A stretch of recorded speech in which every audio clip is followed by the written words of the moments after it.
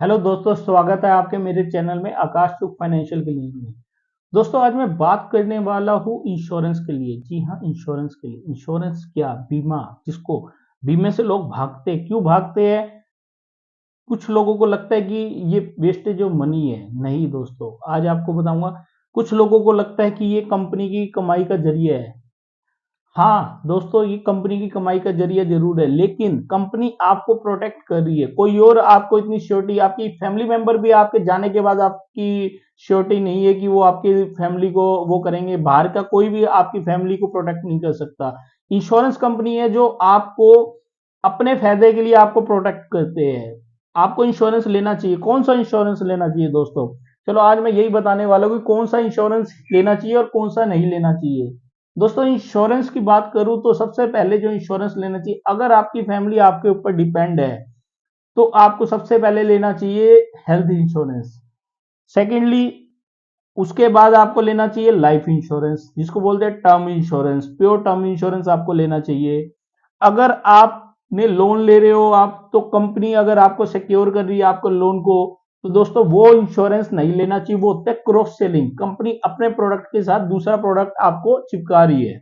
उससे क्या होता है दोस्तों, लोगों को लगता है कि हम लोन ले रहे हैं तो हमारा लोन सिक्योर है। कल को अगर हम चले गए तो हमारे जो लोन का जो इंश्योरेंस है वो हमारा लोन पे कर देगा। नहीं दोस्तों, ऐसा कभी नहीं होता।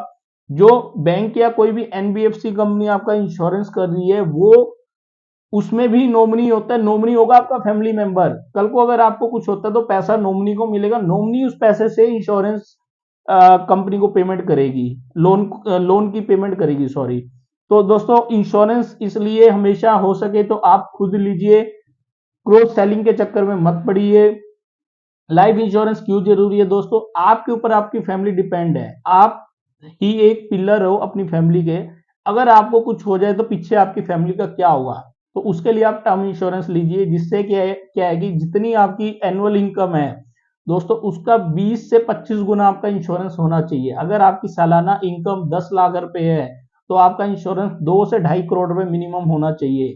उसका रीजन ये है, अगर आपका 2 करोड़ का भी इंश्योरेंस है और अगर आप नहीं रहे तो उस पैसे को अगर आपकी फैमिली एफडी भी करा देती है 7-8% के ऊपर, तो दोस्तों अप्रोक्सीमेटली 2 करोड़ का 7% 8% अप्रोक्सीमेटली 16 लाख रुपए के आसपास आपके पास ईयरली इंटरेस्ट आएगा आपकी फैमिली के पास।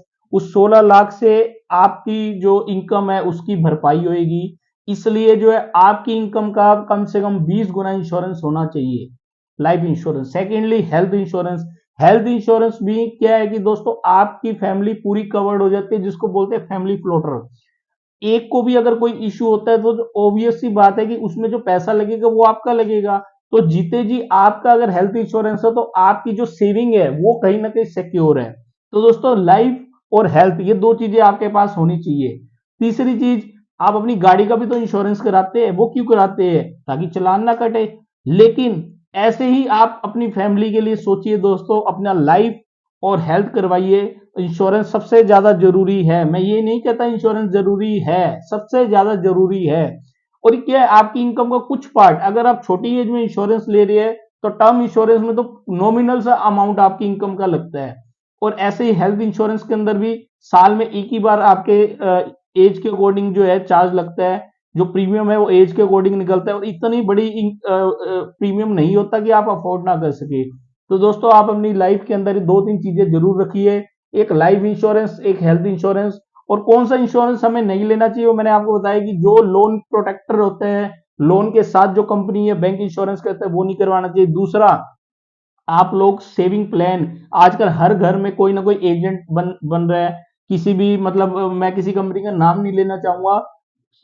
कुछ लोगों को लगता है नेशनलाइज कंपनी है, गवर्नमेंट कंपनी है और इसमें रिटर्न्स, कंपनी का जो प्रोडक्ट मैनेजर होता है वो ऐसे प्रोडक्ट बनाता है कि उसमें आपको ये समझ नहीं आता कि जो आप प्रीमियम ईयरली भर रहे हो, जो आपको पैसा मिलेगा, उसमें आपको रिटर्न क्या मिल रहा है। आज से 20 साल बाद जो पैसा मिलता है उस पैसे की वैल्यू खत्म हो जाती है दोस्तों, क्योंकि उसकी रिटर्न 5 से 6% होती है सिर्फ। तो आप कभी भी कोई भी इन्वेस्टमेंट करें तो इवन इतनी इन्वेस्टमेंट की रिटर्न तो आएगी आपके इन्फ्लेशन को बीट हो सके, उससे कहीं ना कहीं आपको रिटर्न तो आए। अगर आप इन्वेस्टमेंट कर रहे हो तो 12 से 15% की रिटर्न तो आए कम से कम। तो दोस्तों बस एंड में मैं यही कहना चाहूंगा कि अगर आप मेरे चैनल पे नए हैं तो मेरे चैनल को लाइक कीजिए, सब्सक्राइब कीजिए और बेल आइकन दबाना ना भूलिए। थैंक यू दोस्तों।